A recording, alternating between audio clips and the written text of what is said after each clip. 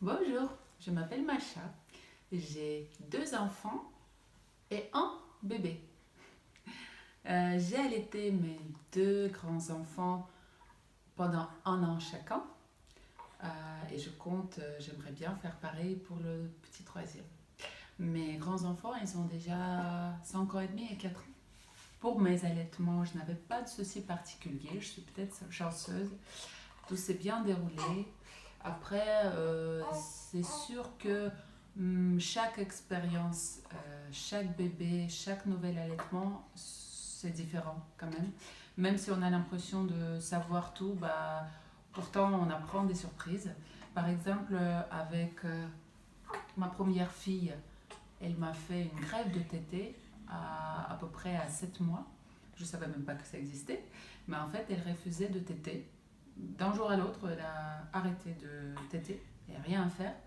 Et en fait, c'était lié à la poussée dentaire. Donc, je suis contente que très vite, j'ai contacté une consultante en lactation et que j'étais bien informée.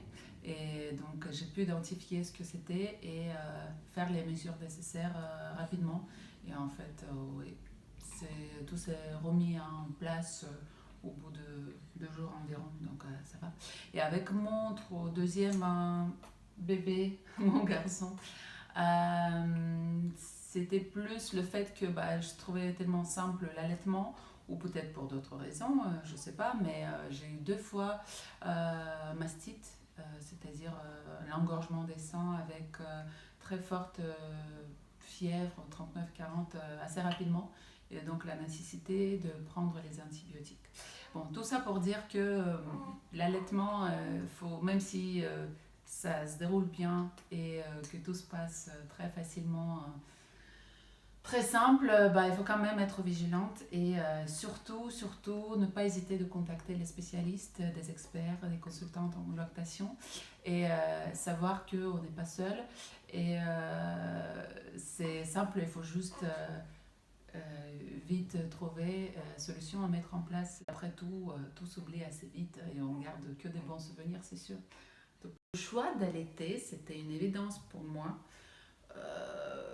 Je me posais même pas de questions. Ma grand-mère l'a fait, ma mère l'a fait. Enfin, à l'époque, il n'y avait pas vraiment de choix. Et puis, je suis d'origine russe. Culturellement, les femmes allaitent.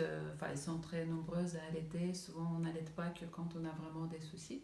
Donc, ça joue aussi, certainement. Mais je me souviens même, étant une petite fille, enfin, je trouvais. Enfin, j'imaginais. Et même quand j'étais enceinte, j'imaginais, la première chose que j'imaginais en tenant mon bébé dans les bras, c'est de l'allaiter, comme les chats allaitent leurs petits chatons. Et je trouvais ça, enfin, la nature, c'est tellement naturel, c'est tellement merveilleux. Et puis, c'est vrai qu'en France, j'étais confrontée à la question, et tout au début de la grossesse, est-ce que tu vas allaiter ou est-ce que tu vas donner un biberon? Et quand la première fois j'ai entendu cette question, ça m'a un petit peu perturbée, j'étais frustrée. Comment ça? Genre, on a le choix?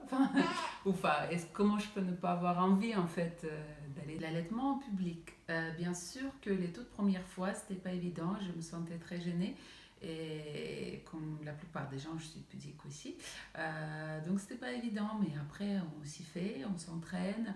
Et avec les vêtements, l'équipement adapté, bah, c'est assez facile. Et puis, bah, on s'habitue et ça devient tout à fait naturel.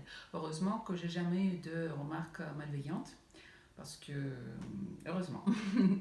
Et sinon, j'allaitais partout. J'allaitais dans la préfecture de police. J'allaitais dans le bus. C'était peut-être le moins évident, en fait, parce que dans le bus, vraiment rempli de monde. Euh, et voilà, j'ai allaité en Brésil sur la plage, j'ai allaité en Russie sur la neige. Enfin, alors l'allaitement dans la famille où il y a déjà 2 enfants aînés, je trouve que c'est merveilleux. Enfin, je dis ça parce que les enfants sont déjà dans l'âge conscient et ils vivent avec nous cette expérience. On le vit ensemble en fait. Et je suis contente que dans les yeux de mes enfants et ils voient cette expérience positive de l'allaitement et ils voient que pour le moment c'est pas difficile, que ça se passe très bien, que voilà, que la nature est faite ainsi, et puis dans l'organisation au sein de notre famille, le fait d'allaiter notre petite dernière, je trouve ça facilite les choses. En termes de préparation, je sais que allaiter, c'est toujours sous la main. S'il faut calmer le bébé, s'il faut le nourrir ou juste l'apaiser pour une raison X ou Y, je sais que assez rapidement j'arrive à le faire. Que le lait il est toujours disponible, qu'il est toujours à la bonne température, il n'y a pas besoin de laver quoi que ce soit. Donc moi je trouve que c'est plutôt pratique et je peux passer du temps avec mes aînés en même temps que j'allaite la petite. Je peux leur lire les histoires, on peut faire même les devoirs ensemble, je peux même être à table avec eux en même temps. Donc finalement pour moi c'est même beaucoup plus pratique que toute autre solution. Alors, les remarques que j'entends souvent de la part de mes amis à propos de l'allaitement long, c'est souvent mais les dents, comment tu vas faire quand les dents vont pousser? Non, ça fait pas mal du tout. Le bébé, il m'a jamais mordu. Aucun de mes bébés ne m'a jamais mordu pendant la poussée dentaire, ni avant ni après. Les dents, ça gêne absolument pas l'allaitement. Le bébé, il sait gérer très bien la tétée et la présence ou non de ses dents. Alors l'allaitement et l'alcool. Moi j'avoue, l'alcool ne me manque pas du tout. C'est comme n'importe quel autre produit ou n'importe quelle autre boisson. Quand on le prend pas pendant un certain temps, on s'habitue, on n'a plus envie d'en prendre. Enfin, en tout cas, c'est mon expérience personnelle. Et puis pendant 9 mois, normalement pendant la grossesse, on n'a pas pris de l'alcool. Donc je pense que c'est faisable d'attendre encore quelques temps, encore quelques mois avant de pouvoir en reprendre. Je trouve, enfin moi personnellement, je cherche le plaisir dans d'autres types de poissons. Faut pas hésiter à chercher des recettes, des cocktails sans alcool. Justement, j'en parle aussi sur mon blog. Je partage quelques idées de recettes parce que voilà, j'ai trouvé quelques d'autres mes petits bonheurs en repas et en boisson. Voilà, c'est juste qu'on apprend à vivre, on s'adapte. Encore une chose dont je voulais parler, c'est que j'ai de la chance de d'avoir pu faire le don du lait. Je l'ai fait pendant mon deuxième allaitement et je voudrais le refaire pour mon troisième allaitement. En fait, il existe des lactariums en France qui recueillent le don du lait. Parce que le lait, il est primordial pour les petits bébés prématurés. C'est vraiment vital pour eux. Ils ne peuvent pas prendre le lait en poudre industrielle, pas du tout. Et je suis contente que ça ne m'a pas demandé beaucoup d'investissement de ma part. Je vous explique, c'est vraiment très simple.